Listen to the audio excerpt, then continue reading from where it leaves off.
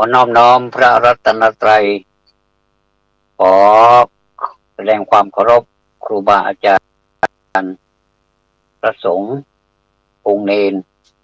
ขอแสดงความนับถือเคารพท่านผู้ฟังทุกท่านนะครับพบกันอีกครั้งหนึ่งนะครับในวันพุธที่11เดือนกุมภาพันธ์2569วันนี้อากาศรู้สึกเย็นกับอย่างไรก็ตามต้องรักษาสุขภาพให้ดีการรักษาสุขภาพนั้นมีหลายวิธีการด้วยกันนะครับ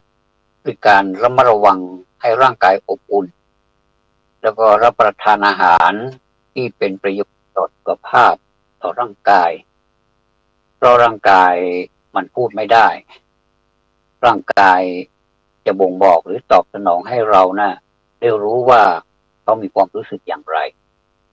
แล้วเราก็รู้จักตัวเองได้ดีกว่าคนอื่นเพราะว่าเราคือตัวของเราเองนะครับวันนี้เราก็มาพบเจอกันในฐานะที่เราเป็นกัลยาณมิตรซึ่งกันและกันต้องขอกราบขอบพระคุณท่านผู้อำนวยการสถานีวิทยุพระครูวิศวัตรวรจิโจหรือท่านพระอาจารย์ของวัดป่าหินคลื่นนี้นะครับ104.50 เมกะเฮิรตซ์ก็ดีมากๆเลยนะครับดีมากๆเลยสำหรับ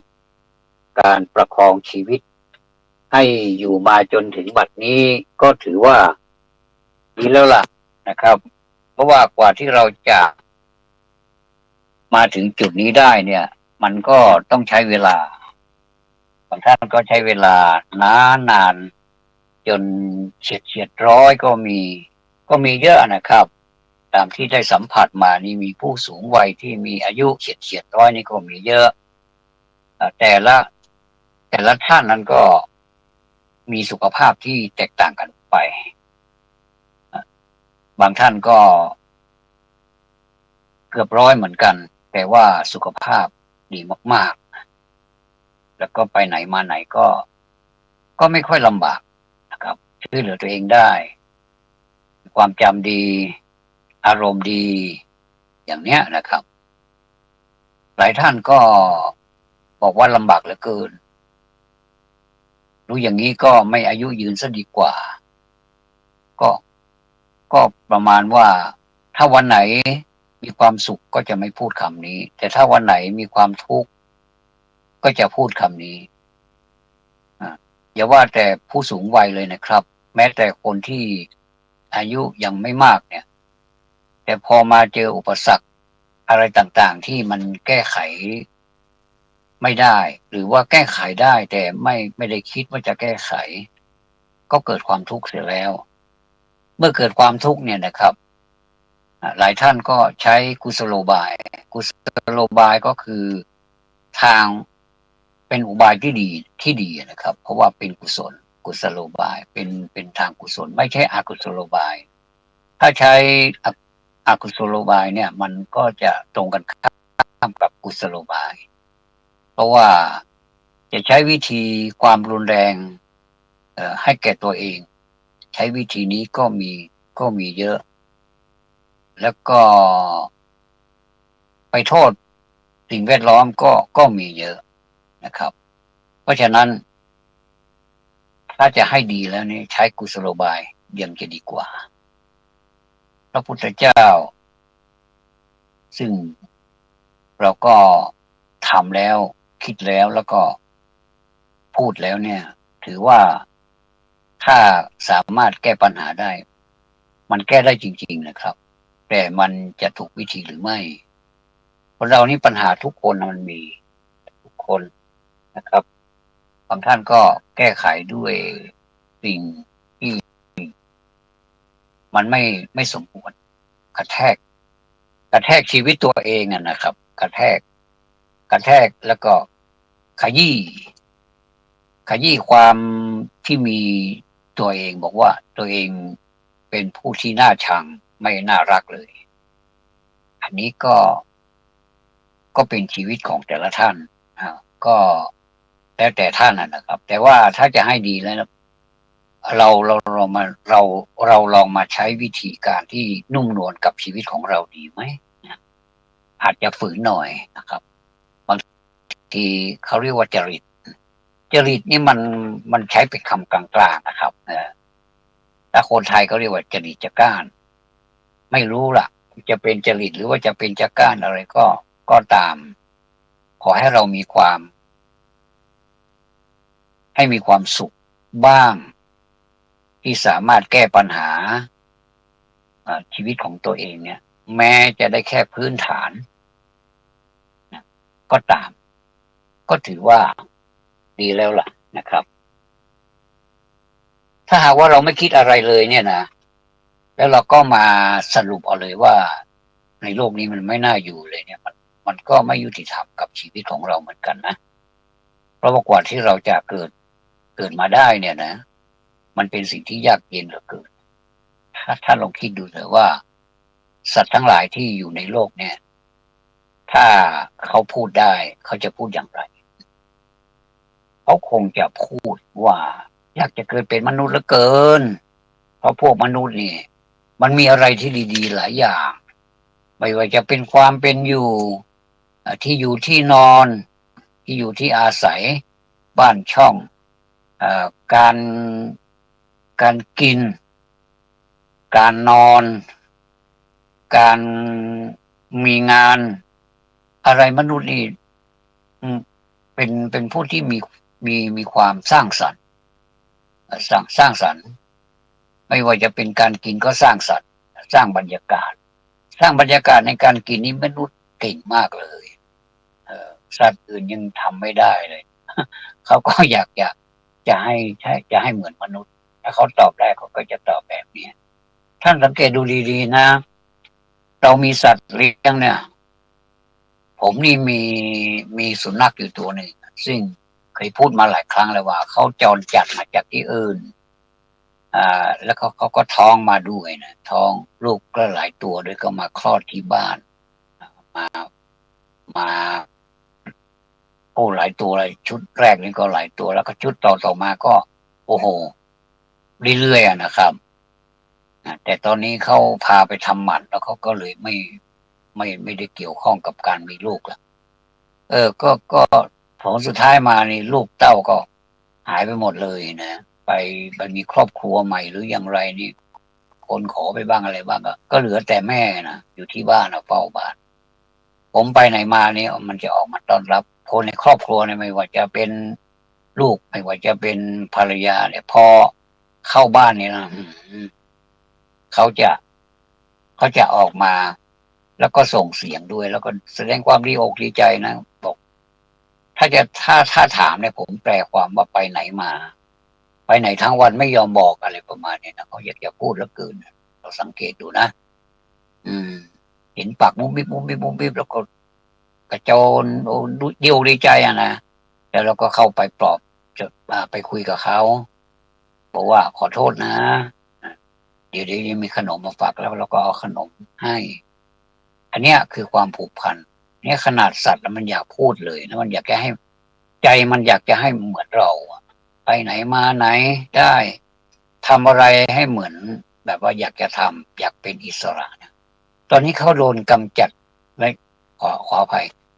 จำกัดอิสรภาพในด้านของร่างกายเขาไม่เหมือนมนุษย์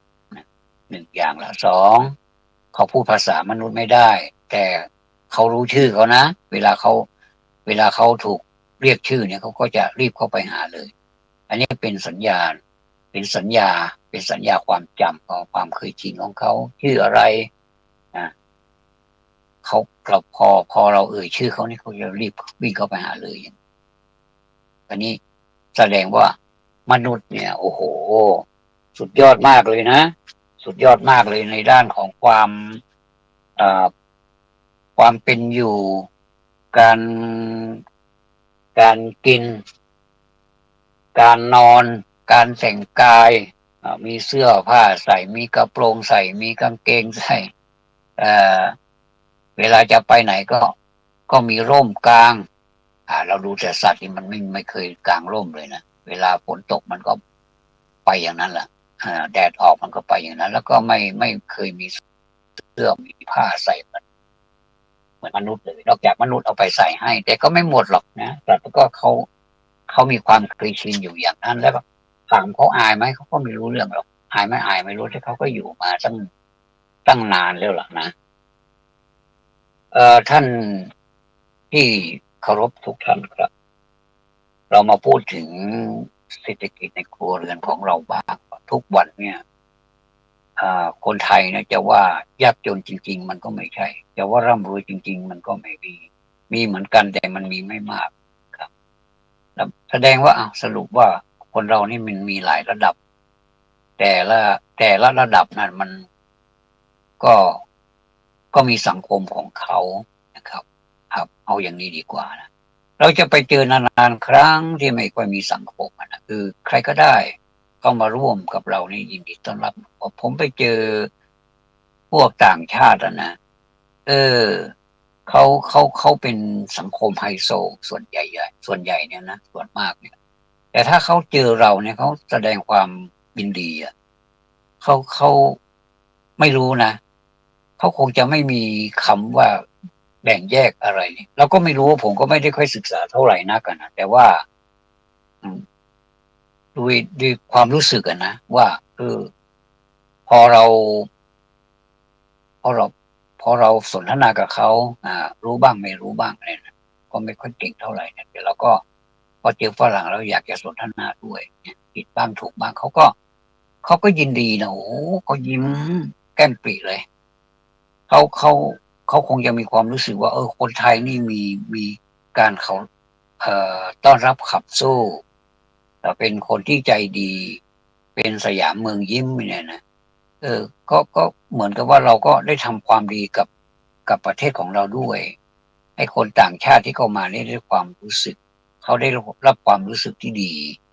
แล้วก็สนทนารู้เรื่องบ้างไม่รู้เรื่องบ้างแต่เราก็กล้านะผมผมบอกตามตรงว่าผมอยากจะสนทนาภาษาฝรั่งอังกฤษเนี่ยให้มันแบบยอดเยี่ยมสำหรับตัวเองนะครับก็มันจะเป็นการเปิดประเทศแล้วก็อีกอย่างหนึ่งก็เป็นภาษาที่เป็นสากลด้วยก็ตอนนี้ก็ไม่ใช่ตอนนี้แหละก็เคยทำมาตลอดเลยครับเออก็ไปได้หนังสือเล่มหนึ่งไปดูหนังสือเล่มหนึ่งเขาบอกว่าฝรั่งไม่ค่อยไม่ค่อยเข้าใจคนไทยเท่าไหร่หรอกนะว่าเออคนไทยนี่ทำไมพอเจอเขาแล้วทำไมต้องวิ่งหนีหรือว่าทำไมไม่พูดไม่แสดงอาการอะไรเลยไม่แสดงอาการยินดีที่เข้ามาเยี่ยมประเทศของเราฝรั่งเขาก็จะคิดแบบเขางงนะจะจะว่าเขาแบบสรุปไปเลยว่าคนไทยนี้ไม่มีน้ำใจก็ไม่ใช่แต่ว่าเขางงอยู่ว่าทำไมเห็นเราทำไมวิ่งหนีแล้วก็ทำไมไม่แสดงอาการอะไรเลยเออเขายังไม่รู้พื้นฐานของคนไทยว่าส่วนมากเราไม่ค่อยได้เรียนกันหรือว่าเราอาจจะเกรงไปไหมจะเกรงไปหรือเปล่าว่าเวลาที่เขาพูดกับเราแล้วเราตอบไม่ได้ยังไงเนี่ยนะแต่พอเราตอบได้บ้างไม่ได้บ้างเลยนะเขาก็รู้สึกดีอกดีใจโอ้หัวเราะยิ้มสบายใจมากๆเลยแล้วก็เราก็เชิญชวนเข้ามาเที่ยวบ้านเราอีกนะอันนี้ก็เป็นส่วนหนึ่งที่สร้างรายได้ให้กับประเทศเหมือนกันนะไม่ว่าจะเป็นชนชาติอื่นถึงแม้ว่าจะไม่ใช่ฝรั่งแต่ว่าจะเป็นชนชาติอื่นในโลกเนี่ยเขามาเที่ยวบ้านเราเนี่ยถ้าเราให้การเขาต้อนรับขับสู้เขาไม่ว่าจะเป็นภาษาหรืออะไรที่มันเป็นเทคโนโลยีอะไรต่างๆเนี่ยนะเราก็สามารถสื่อสารกับเขาได้พอสมควรเขาก็ดีใจแล้วล่ะนะอันนี้ผมก็เลยขอฝากไว้กับท่านผู้ฟังทุกท่านด้วยนะครับทีนี้มาพูดถึงคุณภาพชีวิตของคนไทยเราเนี่ยนะว่าแต่ละวันเนี่ยนะเราก็ได้ปฏิบัติกันมาโดยตลอดว่าแต่ละวันเนี่ยเราก็มีภาระที่จะต้องดูแลตัวเองมีภาระที่จะต้องทำหน้าที่ปฏิบัติหน้าที่ของตัวเองเราสังเกตดูนะโดยเฉพาะอย่างยิ่งเนี่ย เมื่อผมทำงานอยู่ในกรุงเทพเนี่ยนะเมืองหลวงของประเทศไทยเนี่ยก็ตื่นมาแต่เช้านี่เราว่าเราตื่นเช้าแล้วนะโอ้โหเขาตื่นเช้าตี 5นี่ตี 5นี่คนเอ่อแถวป้ายรถเมล์นะเต็มไปหมดนะถ้าเราเดินทางจากจากบ้านเราเนี่ยไม่ว่าจะเป็นสายไหนก็ตามนะครับถ้าเข้าไปในกรุงเทพนะถ้าเราผ่านแถวอยุธยาก็ดีหรือว่าใกล้ๆเข้าไปในกรุงเทพเนี่ยโอ้คนจะมาอยู่กันเต็มไปหมดเลยประกอบไปด้วยสาขาหลายสาขาอาชีพโดยเฉพาะนักเรียนหรือว่าคนทำงานแต่เช้าๆเนี่ยนะทำไมเหรอครับทำไมเขาไปยืนแต่เช้าเออก็เพราะว่าการเดินทางในเมืองหลวงนะมันใช้เวลานานต้องต้องไปเช้าเนี่ยมันถึงจะสะดวกนะสะดวกโยทินในการเดินทางไปแต่เช้าแล้วก็ไปถึงที่ทำงานนี่ก็สบายไปถึงโรงเรียนไปถึงมหาวิทยาลัยก็สบายไม่ไม่ต้องไปเครียดไม่ต้องไปแบบว่าไม่ต้องลุ้นว่ามันจะทันไหมเนี่ยอะไรประมาณนี้นะมันก็สบายแต่ถ้าวันไหนเราไปถ้านอนตื่นสายแล้ววันนั้นนะเครียดแน่เลยเพราะฉะนั้นเราจะมองอากับกิริยาของคนกรุงเนี่ยนะครับก็ก็รู้สึกว่าเขาเครียดอยู่ในตัวนะทุกวันเลยนะไม่ว่าจะเป็นการนั่งรถใช้ถนนเนี่ยทุกวันเนี่ยก็รู้สึกเขาไม่ค่อยโอเคนะไม่ค่อยกระปรี้กระเป๋าไม่ค่อยมียิ้มแย้มแจ่มใสอะไรมากนะก็เลยใช้วิธีเนี่ยมนุษย์เรานี่ฉลาดนะถ้าเวลาไปไหนแล้วมันไม่ทันนี่มันไม่สนุกมันมีอารมณ์ที่ไม่ค่อยดีอ่ะเขาก็เลยไปแต่เช้าได้ผล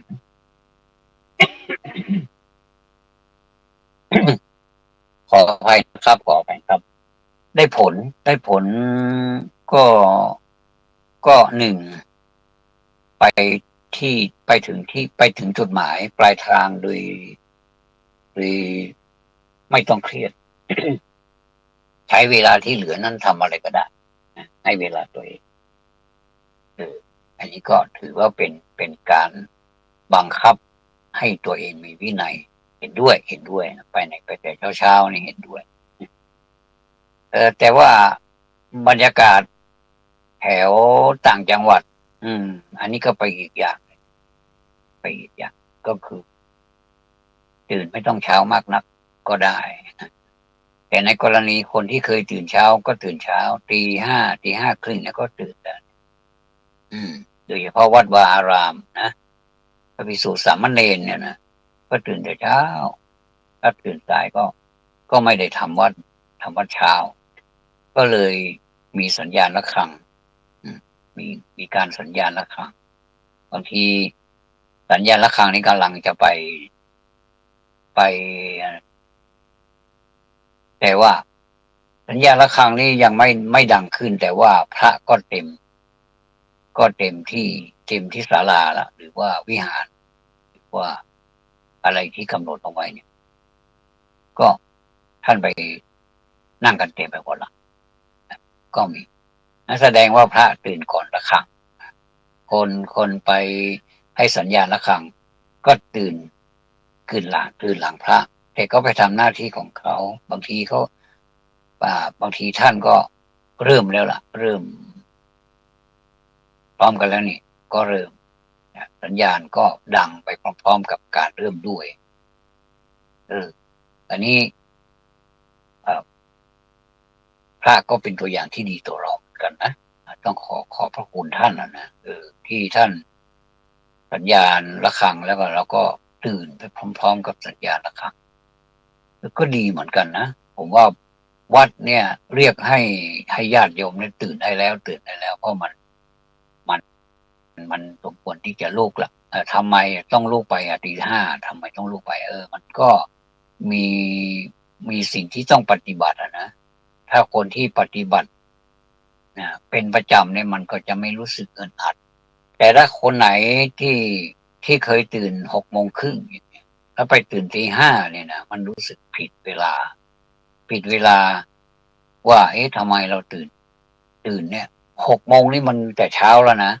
แต่ว่าเรามาตื่นตี 5เนี่ยอะไรมันเกิดขึ้นวันนี้เราเป็นอะไรไปเออใหม่ๆนี่มันก็จะรู้สึกว่า ก็รู้สึกว่ามันขัดมันรู้สึกมันขัดความรู้สึกอะไรก็ไม่รู้นะมันก็เลยแบบว่า อืมไม่อยากจะลุกเลยอ่ะเนอะแต่พอทำซ้ำก็รู้สึกว่ามันมีอะไรที่ไม่ต้องมีนาฬิกาไม่ต้องมีอะไรมาปลุกเรามันก็ตื่นไปตามนั้นเลยโดยอัตโนมัติเลยอันนี้แสดงว่าเป็นผู้ที่ฝึกด้วยการปฏิบัติจริงๆเนี่ยไม่ใช่โดยการทฤษฎีหรือว่าปริยัติคือการเล่าเรียนมาทำตามกันมาหรือว่าคิดตามกันมาแต่ไม่ได้ทำก็ไปถึงทักว่าเราดีแล้วล่ะเนี่ยไม่ใช่นะเพราะว่านี่ต้องทำความเข้าใจหน่อยว่าตามหลักเนี่ยนะมันจะมีตามหลักศาสนานี้มันจะมีอยู่3 ขั้นตอนด้วยกันท่านผู้ฟังมี3 ขั้นตอนคือปริยัตินะปริยัติก็คือการที่เล่าเรียนศึกษาการต่างๆเนี่ยก็ส่วนมากก็จะเป็นปริยัตินี่ก็จะเป็นในโรงเรียนก็คือให้ศึกษาวิชาการส่วนมากก็จะเป็นแบบสอนหนังสือเลยเป็นที่มาของการสอนหนังสือสอนหนังสือแต่ในโรงเรียนก็จะทำพร้อมๆกันอยู่3 อย่างก็คือปริยัติก็คือการเรียนการเล่าเรียนการทำการบ้านนี่มันจะโดดเข้าไปปฏิบัติแล้วล่ะนอกหลังจากที่รู้จากทฤษฎีมาแล้วว่าทำอะไรอย่างไรวิชาภาษาไทยเรียนแล้วเป็นอย่างไรแล้วก็ลองทำให้ดูสิเขาเรียกว่าแบบฝึกหัดก็จะไปเป็นภาคปฏิบัติแล้วก็ผลของมันผลของการปริยัติผลของการเล่าเรียนศึกษานะก็มาเป็นปฏิบัติก็ถูกด้วยสิเพราะว่าก็เรียนมาอย่างดีแนะนำแล้วว่าต้องทำอย่างนี้ทฤษฎีมันเป็นอย่างนี้นะแล้วก็ลองทำตามรู้สึกสนุกไปด้วยแล้วก็รู้สึกตื่นเต้นนะตอนที่เรารู้ภาษาหรือรู้ทำอะไรที่มันถูกเรารู้สึกตื่นเต้นเราดีใจมากเรารู้สึกอยากจะแสดงให้คนอื่นรู้นะว่าเรานี่เก่งนะไปหาคุณพ่อคุณแม่กลับไปบ้านคุณพ่อคุณแม่เอาการบ้านมาดูลูกเราก็ถูกนะถึงแม้ว่าถูกไม่เต็ม10เนี่ยคะแนน10เนี่ยไม่เต็ม10หรอกได้ได้6/10 8/10 9/10หรือว่าบางคนก็10/10ก็ค่าเขากันไปไม่ต้องไปเครียดท่านผู้ปกครองก็ไม่ต้องไปเครียดว่าทำไมลูกเราคะแนนตกนะมันเป็นธรรมดายิ่งเรียนสูงไปมันก็ยากไปเรื่อยๆจากที่มันง่ายๆจากอนุบาลไปประถมมัธยมอะไรนี่มันก็ยากขึ้นตามเสร็จแล้วลูกเราเนี่ยนะถ้าใครไม่มีลูกก็จะไม่เข้าใจนะครับว่าใจของพ่อแม่นะเวลาที่ลูกเรียนเก่งเนี่ยใจพ่อแม่จะพองโตแทนที่เด็กจะดีใจอยู่คนเดียวแต่พ่อแม่จะดีใจกว่าลูกอีกนะก็แสดงออกมากกว่าลูกอีกอย่างเนี้ยเขาเรียกว่าอันนี้คือความเป็นพ่อเป็นแม่มักจะแสดงความยินดีปรีดาไม่ไม่ยิ่งหย่อนไม่น้อยไปกว่าคนอื่นไม่น้อยไปกว่าเจ้าตัวลูกนะยังแสดงความยินดีไม่เท่าคุณแม่หรอกไม่เท่าคุณพ่อหรอกเขาแสดงความยินดีแบบสุดๆไปเลยเนี่ยถ้าใครอยากรู้ก็ลองมีลูกดูจะมีความรู้สึกอย่างนั้นไหมนะครับอันนี้แหละคือผลของการเรียนเรียกว่าปริยัติพอปริยัติเสร็จก็มาปฏิบัติเสร็จเรียบร้อยผ ลของมันนะก็คือปฏิเวทหรือว่าปฏิเวทะเนี่ยภาษาบาลีปฏิเวทก็คือผลที่เกิดจากสองข้อแรกก็คือปริยัติแล้วก็มาปฏิบัติแล้วถึงจะเป็นปฏิเวททอดออกมาเป็นภาษาชาวบ้านก็เรียกว่าให้รู้ก่อนให้รู้เรียบร้อยรู้สูตรของมันเรียบร้อยว่า2+2เป็น4อะไรเนี่ยหรือว่าถ้าเป็นสูตรของการคูณ2 2 4ใช่2 2 42 2 3 6 2 4 8เนี่ยนะแต่ว่าถ้าเป็นบวกนี่ก็จะบวกไปเป็นการบวกนี่ก็จะยาวไปกว่าคูณอีกนะคือการคูณนี่คือการเพิ่มจำนวนในการคูณนะจาก2เป็น4จาก4เป็น8จาก8เป็น16อะไรประมาณนี้นะอันนี้ก็เป็นปริยัติปฏิบัติปฏิเวทเนี่ยเราก็จะสนทนากันไปแบบอย่างนี้นะครับก็คือผสมผสานซึ่งการผสมผสานนี้ก็จะได้รู้ทั้งหลากหลายนะครับความหลากหลายของความรู้เนี่ยนะมันทำให้เราแบบมีสังคมที่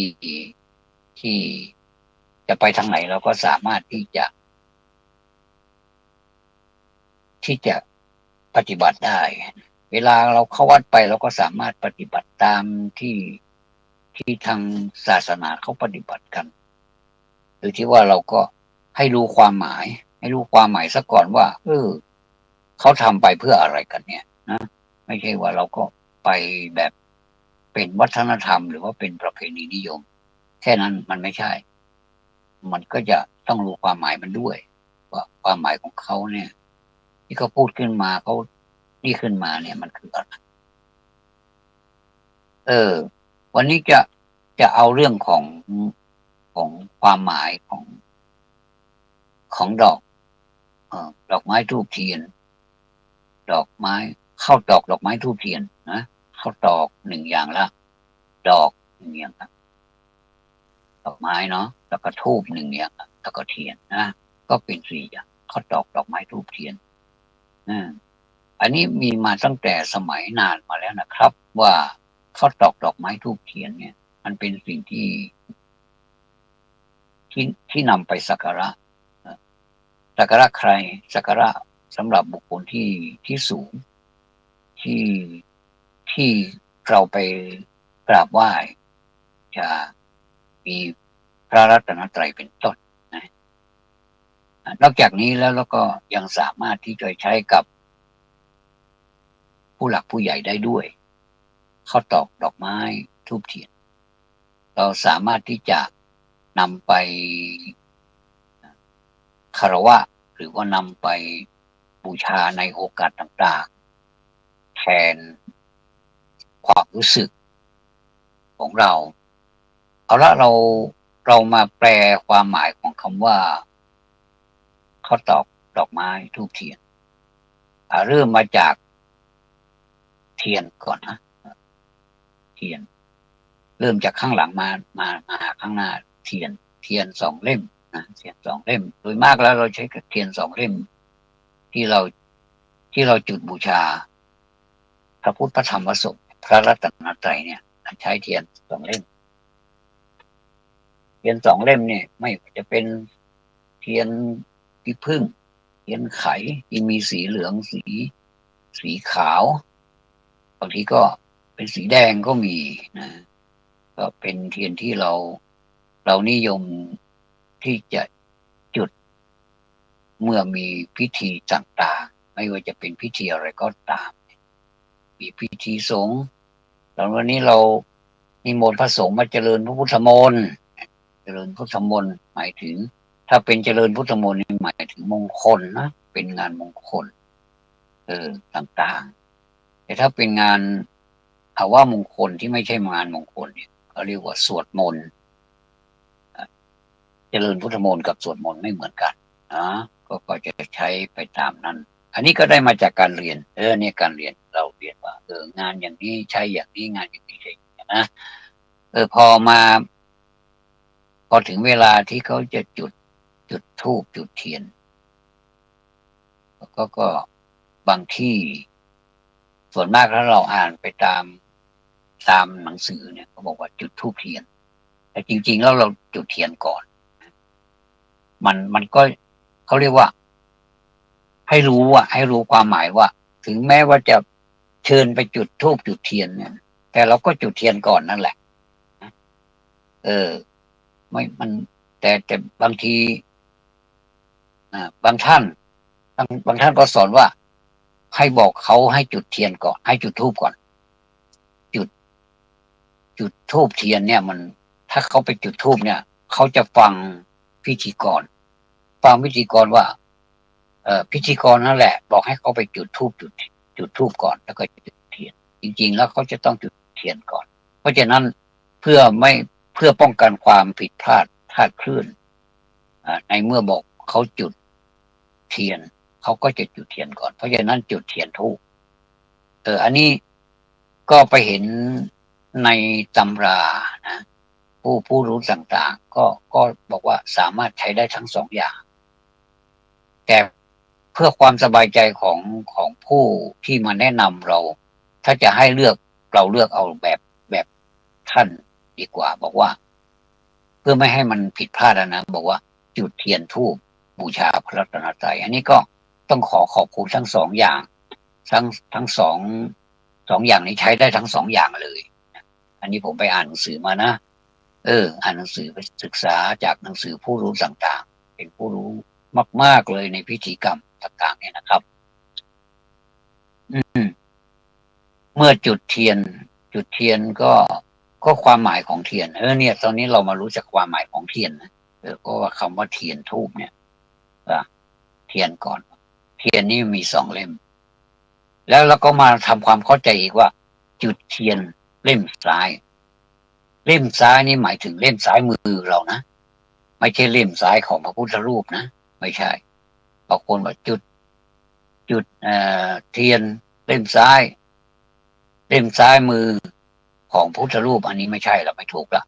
ต้องต้องจุดซ้ายมือของเรานะทั้งสองเล่มเนี่ยท่านบอกว่ามันมีความหมายสองอย่างคือบูชาพระธรรมแล้วก็บูชาพระวินัยแต่ก็มาพระธรรมแล้วก็พระวินัยพระธรรมพระวินัยนี่เป็น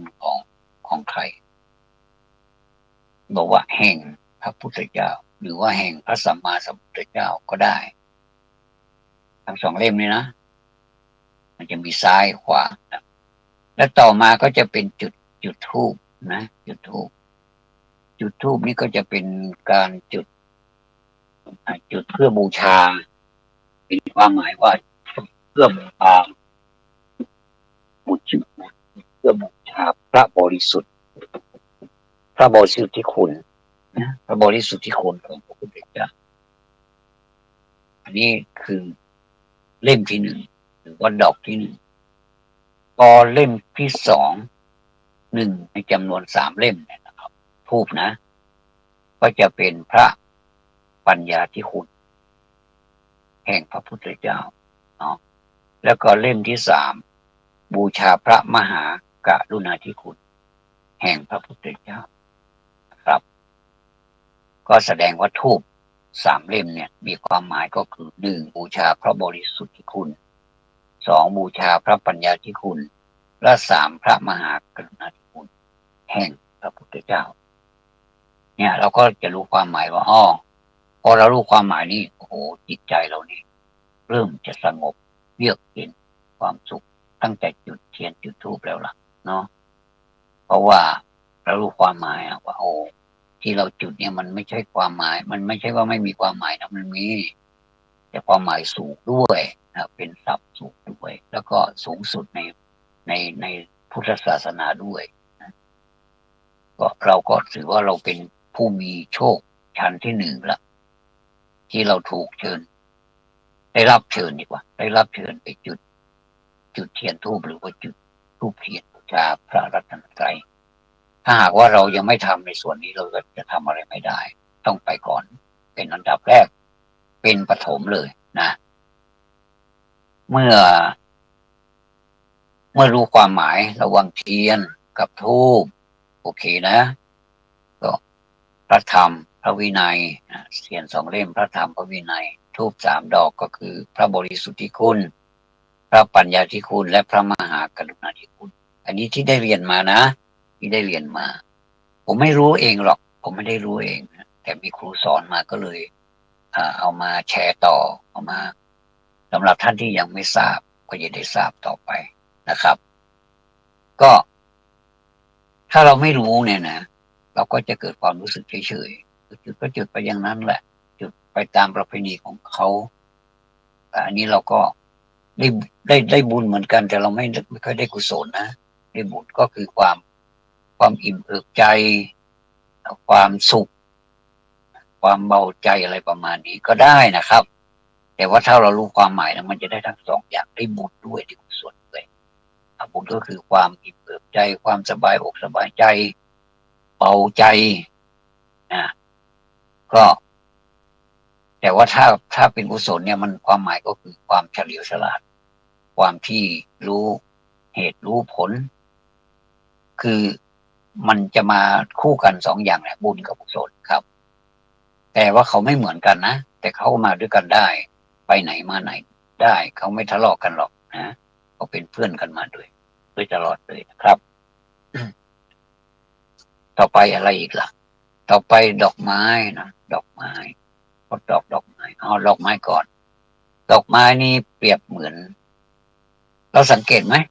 ก่อนที่จะเปรียบเนี่ยเราสังเกตไหมว่าดอกไม้นี่มันมีหลากสีมีสีขาวสีแดงสีเหลืองสีชมพูสีอะไรหลากสีแล้วก็ชื่อดอกไม้ก็ไม่เหมือนกันที่มาของดอกไม้นั้นก็ไม่เหมือนกันบางดอกไม้บางพันธุ์ก็จะเติบโตในน้ำเติบโตในน้ำเจริญพันธุ์ในน้ำถ้าออกจากน้ำมาก็ไม่นานมันก็เหี่ยวเพราะมันไม่ใช่ธรรมชาติของเขาแต่ถ้าเวลาเราจะเอามารวมกันไม่ว่าจะเป็นเติบโตจากน้ำไม่ว่าจะเติบโตจากดินจากอะไรต่างๆที่เขาเติบโตได้เพราะเขามาจากต่างที่ต่างทางเนี่ยนะครับท่านเปรียบว่าดอกไม้เนี่ยมันเหมือนกับพระสงฆ์พระภิกษุสงฆ์เนี่ยนะเข้ามาบวชแล้วเนี่ยมาจากต่างที่ต่างทางต่างนิสัยต่างความรู้วิทยาฐานะต่างๆก็มาจากต่างที่ต่างทางภาษาก็ไม่เหมือนกันเมื่อมาอยู่ในพระวินัยของพระพุทธเจ้าเนี่ยก็จะหล่อหลอมเป็นอันหนึ่งเดียวกันวินัยก็จะเป็นข้อเดียวกันอะไรที่พระพุทธเจ้าบัญญัติไว้นี้ก็จะได้รับสิ่งนั้นมาเพื่อมาปฏิบัติให้เหมือนกันอย่างนี้นะครับก็เหมือนกับบุคคลต่างๆที่มาจากที่ต่างๆแล้วก็มารวมกันต่างสีต่างสันต่างตระกูลต่างวรรณะอะไรต่างๆแล้วก็มาหลอมรวมเป็นสิทธิ์ของตถาคตเป็นพระพุทธศาสนาเป็น1 ใน 3ก็คือพระพุทธพระธรรมและก็พระสงฆ์ถึงแม้ว่าจะไม่ใช่อริยสงฆ์นะเป็นสมมุติสงฆ์ก็ถือว่านับเนื่องอยู่ในสงฆ์นั้นแล้วเพราะว่ากว่าจะบวชเข้ามาได้ไม่ใช่เรื่องง่ายนะครับเป็นเรื่องที่ยากมากและก็ยากไป1 ขั้นตอนแล้วนะแต่อยู่ต่อไปนี้ยากยิ่งกว่าอยู่อย่างไรให้มันเป็นสมกับเป็นพระสงฆ์ยากยิ่งกว่าการบวชก็ว่ายากแล้วนะแต่การที่จะรักษาระดับของความเป็นสงฆ์ไว้เนี่ยตั้งแต่วันแรกไปจนถึงวันที่ไม่รู้ล่ะก็แล้วแต่วาสนาของแต่ละท่านว่าจะไปได้ถึงไหนที่ไหนเพราะว่ามันมีช่องอยู่ว่าถ้าเราอยู่ไม่ได้เราก็ออกไปให้ศาสนานี้ให้มันเป็นศาสนาความขาวสะอาดเราอยู่ไม่ได้เขาจะรู้สึกตัวเองว่าเราอยู่ไม่ได้เราก็ออกไปเนี่ยไม่ได้ผิดอะไรแต่ถ้าเราบอกว่าเราอยู่ได้อยู่เราก็ต้องปรับปรุงตัวเราอะไรที่มันไม่ดีเราก็สามารถปรับปรุงตัวเองได้นี่นะครับ อันนี้ก็เรียกว่าเป็นสงฆ์เนี่ยก็เปรียบเหมือนกับดอกไม้ที่หลากสีหลากที่หลากทางก็เอามารวมกันนะอันนี้คือได้สามความหมายไปแล้วนะมีเทียนมีธูปแล้วก็มีดอกไม้พอมาพอมาถึงดอกไม้แล้วก็จะลืมไม่ได้ก็คือข้าวตอกเนาะข้าวตอกนี่มันเป็นสัญลักษณ์ที่ที่ดูแล้วมันมันเย็นตามันมีความรู้สึกว่าทำไมคนโบราณนี่เขาฉลาดเนาะมีตั้งสี่อย่างอยู่ในที่เดียวกันแล้วก็มีความหมายหมดเลย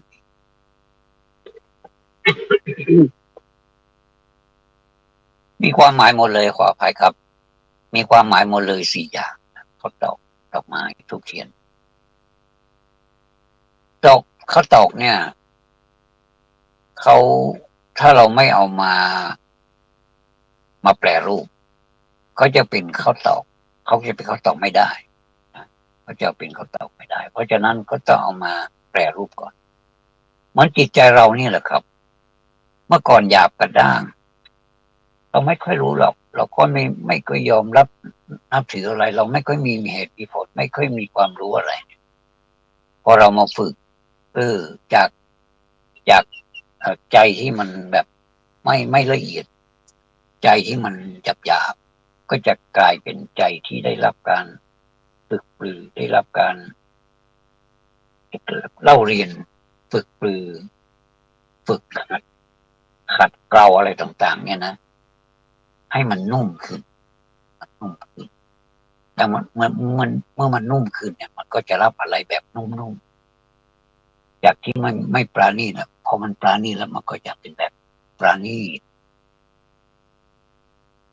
คืออ่อนนุ่มนวลแล้วก็นี่แหละครับเขาเรียกว่าความละเอียดของใจความละเอียดของใจมันก็จะลามมาถึงการความเป็นละเอียดความเป็นระเบียบเรียบร้อยของการแต่งกายด้วยเราจะสังเกตคนที่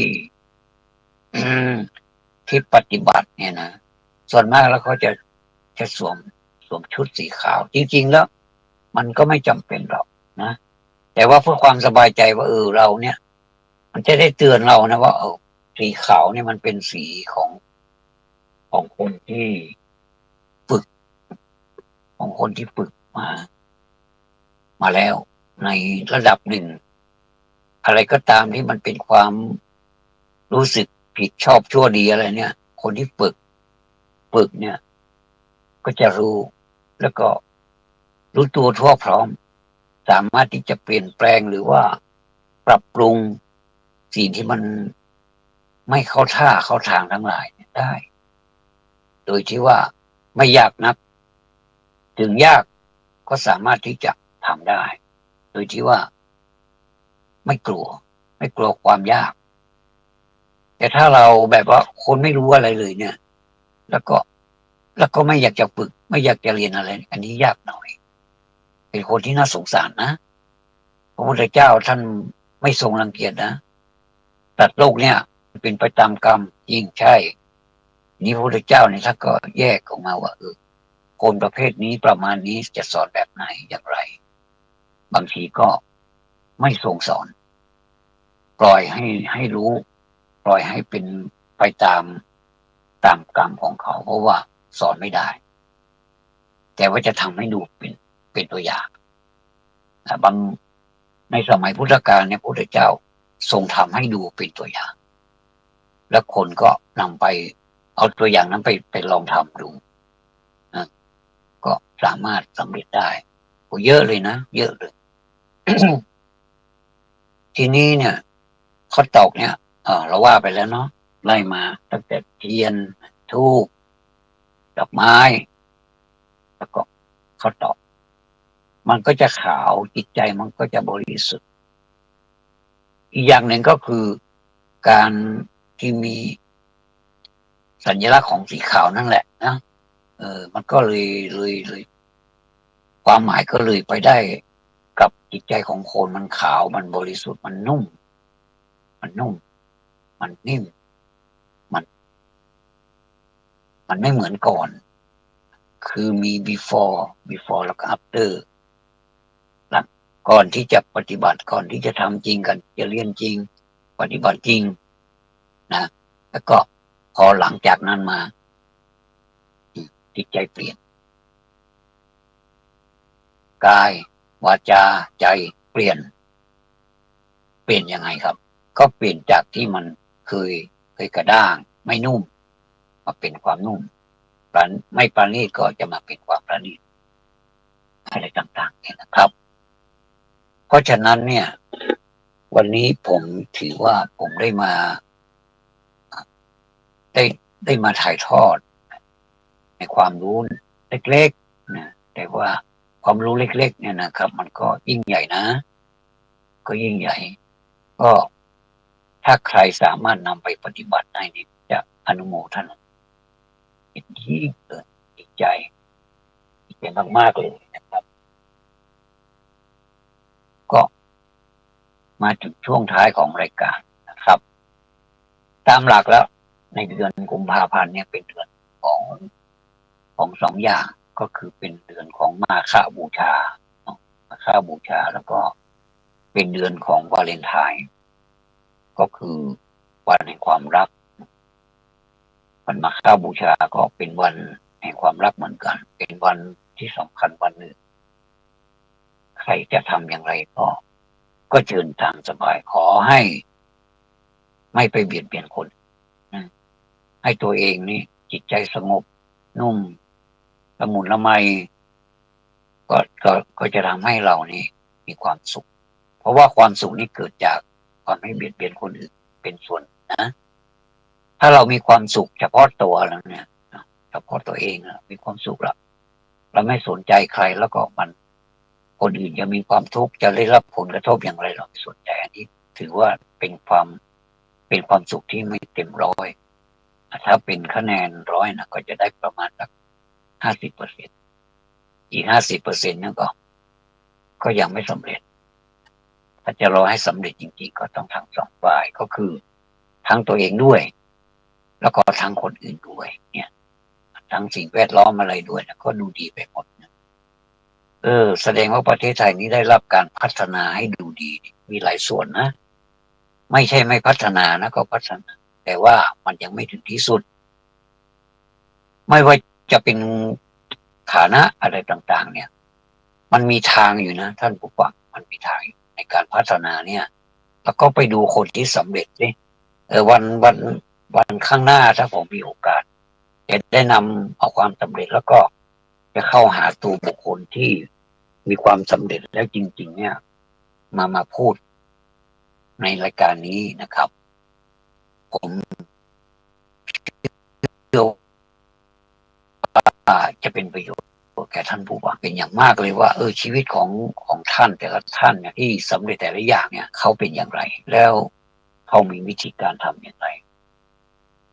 เขาระดมสมองอย่างไรไม่ใช่ว่าไม่มีจุดหมายต่างคนก็ต้องมีจุดหมายสำหรับคนที่มีความสำเร็จนะก็ต้องมีเป้าหมายก็ต้องมีจุดหมายถ้าไม่มีเป้าหมายนะครับก็อยู่ไปอย่างนี้แหละแล้วก็โดยที่ว่าไม่สเปซสปะไปเรื่อยแล้วก็ไม่รู้ว่าเราจะเป็นยังไงมันไปให้ผลตอนนั้นแหละครับตอนที่เราไม่มีอะไรแล้วเนี่ยก็คือร่างกายของเราก็ทรุดโทรมแล้วเนี่ยเนี่ย1อย่างละ2สิ่งที่มีความสะดวกให้กับมนุษย์เนี่ยพูดกันตรงๆก็คือเรื่องเงินเรื่องทองฐานะอะไรต่างๆเนี่ยไม่สามารถที่จะช่วยเราได้เพราะเราไม่มีถ้ามีนี่ก็มันก็เป็นเพื่อนของเราได้เหมือนกันนะครับเพราะว่าเราจะใช้สิ่งนี้แหละชดเชยตอนที่เราทำงานตอนเป็นหนุ่มๆแน่นๆเนี่ยเราทำงานกันมากเหลือเกินทุ่มเทจนสุดกำลังเลยแต่พอเราแก่ตัวมาเนี่ยมันก็คือร่างกายของเรานี่มันไม่ค่อยไหวแล้วเราก็จะทำยังไงมันก็ต้องมีสิ่งมาชดเชยสิ่งมาช่วยเราตอนที่เราไปทำงานไม่ได้ถ้าร่างกายเคลื่อนไหวก็ลำบากสรุปแล้วก็คือไม่สะดวกเลยถึงแม้เราจะไม่สะดวกแก่แต่มันก็แก่ไปตามธรรมชาติของมันแต่ว่าสิ่งที่มาชดเชยเราเนี่ยมันจะเอาอะไรมาชดเชยวันข้างหน้าผมจะมาพูดให้ฟังพร้อมทั้งจะมีคติอะไรต่างๆนะให้ท่านผู้ฟังได้ฟังกัน นะครับ1 ชั่วโมงโดยประมาณนะครับ ในวันนี้สำหรับบุคคลผู้ที่เกิดวันคล้ายวันเกิดในวันนี้นะครับ ไม่ว่าจะเป็นชายเป็นใครก็ตาม ผมในนามของผู้ดำเนินรายการจำนันจาทางสถานีวิทยุแห่งนี้ ขออ้างอิงคุณงามความดีในสิ่งที่ท่านเคยทำมานะครับ ให้ท่านมีแต่ความสุขความเจริญถึงแม้ว่าจะประสบความทุกข์บ้างและสิ่งตรงกันข้ามกับความเจริญมันก็เป็นเรื่องของธรรมดาของมนุษย์นะครับอาจจะมีผิดพลาดไปบ้าง แต่ถ้าเรารู้จักแก้ไขเดี๋ยวสิ่งที่มันร้ายก็จะกลายเป็นดี สิ่งที่มันมีเป็นมากมันก็จะกลายลงมา ให้มันเป็นน้อยแล้วก็หายไปในที่สุด ผมเชื่อนะครับ